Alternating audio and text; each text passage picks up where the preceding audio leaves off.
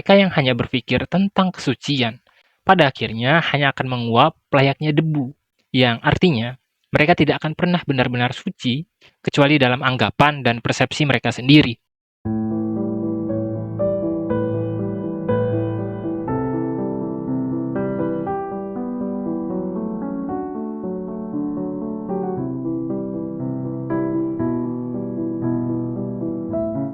Kalian mungkin pernah dengar sebuah kutipan bahwa ketika orang-orang bijak memilih untuk mengasingkan dirinya dalam sebuah ketenangan, maka dunia berada dalam genggaman orang-orang bodoh dan jahat yang menyebarluaskan kerusakan gitu.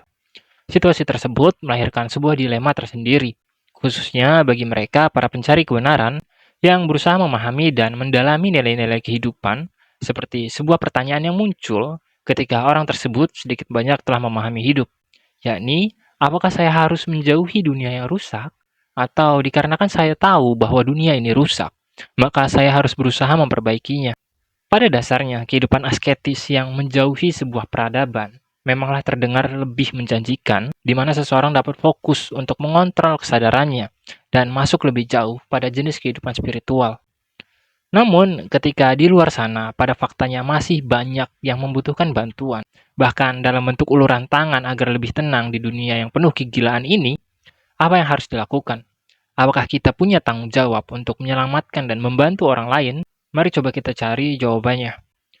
Untuk menjawab dilema tersebut, kita harus terlebih dahulu memahami bentuk nyata dari kebijaksanaan dan pengetahuan itu sendiri. Pada dasarnya, pengetahuan dan kebijaksanaan hanyalah sebuah alat dan perangkat dalam kehidupan manusia, yang tentu dapat berguna untuk diri kita sendiri dan dapat juga berguna ketika kita membantu orang lain. Namun, perbedaan mendasar dalam keduanya adalah ketika kita memiliki sebuah ilmu, maka secara langsung maupun tidak langsung, hal tersebut memanglah harus berguna bagi diri kita sendiri. Namun ketika kita bicara perihal kegunaan terhadap orang lain, maka kita dapat dipertemukan dengan sebuah pertanyaan dan pilihan.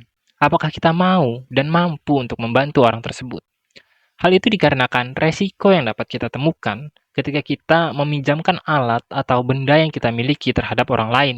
Bisa saja rusak atau bisa saja hilang dan lain-lain. Hal yang sama pun dapat terjadi ketika kita berusaha membantu orang lain dengan pengetahuan yang kita miliki, yang mana bersamaan dengan perjuangan di dalamnya, kita dapat menemukan beragam kesulitan yang dapat memicu lahirnya penderitaan dan emosi dalam diri kita, hingga pengetahuan dan kebijaksanaan yang sebelumnya kita miliki dipertaruhkan atau bahkan kita dapat kehilangan hal tersebut.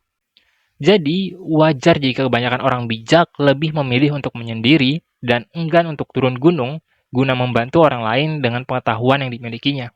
Karena jauh lebih aman dan tidak terlibat dengan sebuah gesekan yang beresiko dapat merugikan dirinya sendiri. Namun, jika kita perhatikan ya, ketika pengetahuan dan kebijaksanaan yang kita miliki digunakan untuk membantu orang lain, dan pada faktanya kita gagal, yang berakibat pada hilangnya pengetahuan dan kebijaksanaan yang kita miliki, hal tersebut menjadi tanda bahwa kualitas dari pengetahuan dan kebijaksanaan yang kita punya ya nggak bagus-bagus amat gitu.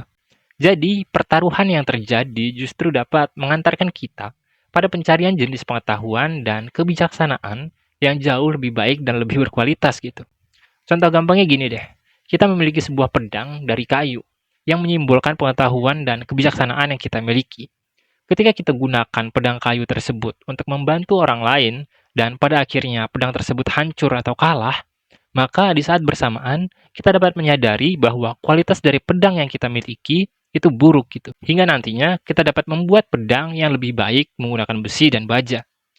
Namun, orang-orang yang memilih untuk menjauh dari peradaban dan hanya memikirkan kepentingan dirinya sendiri dengan dalih ketenangan, pada faktanya akan terus menganggap bahwa pedang kayu yang dimilikinya adalah pedang terbaik, sebab dirinya tidak pernah mau untuk mempertaruhkan apa yang dimilikinya, dan hanya sibuk dengan semangkuk kecil pengetahuan maupun kebijaksanaan, sementara kehidupan adalah samudera ilmu pengetahuan dan kebijaksanaan yang terus menuntut kita untuk belajar meningkatkan kualitas yang kita miliki.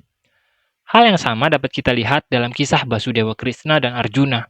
Ketika Arjuna bertanya pentingnya menjauhi nilai-nilai duniawi ketika seseorang telah mengetahui beragam kepalsuan dan kerusakan di dalamnya.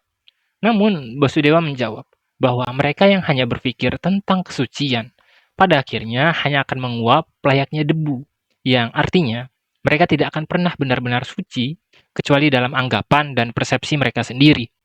Sementara seseorang yang bahkan rela mempertaruhkan segalanya untuk membantu orang lain yang sedang berada dalam kesulitan, meskipun dirinya beresiko dalam sebuah keadaan yang sama, maka akan dipertemukan dengan kebaikan, bahkan tanpa disadari oleh orang itu sendiri.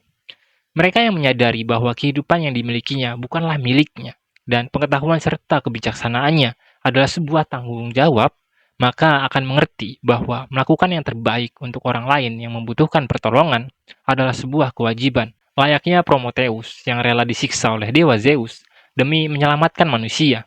Ia berani menggunakan privilege yang dimilikinya untuk mencuri api Olympus dan dibagikan pada manusia, meskipun penyiksaan yang diterima olehnya akan terus berlangsung hingga akhir zaman. Jadi, untuk diri kita yang mungkin sedang berada dalam usia muda, atau sebut saja usia produktif lah, jangan pernah takut untuk membantu orang lain. Teruslah berusaha meningkatkan kualitas diri kita, hingga pada akhirnya sang waktu menentukan kapan kita harus istirahat. Sekian kausalitas yang Ning, sampai jumpa.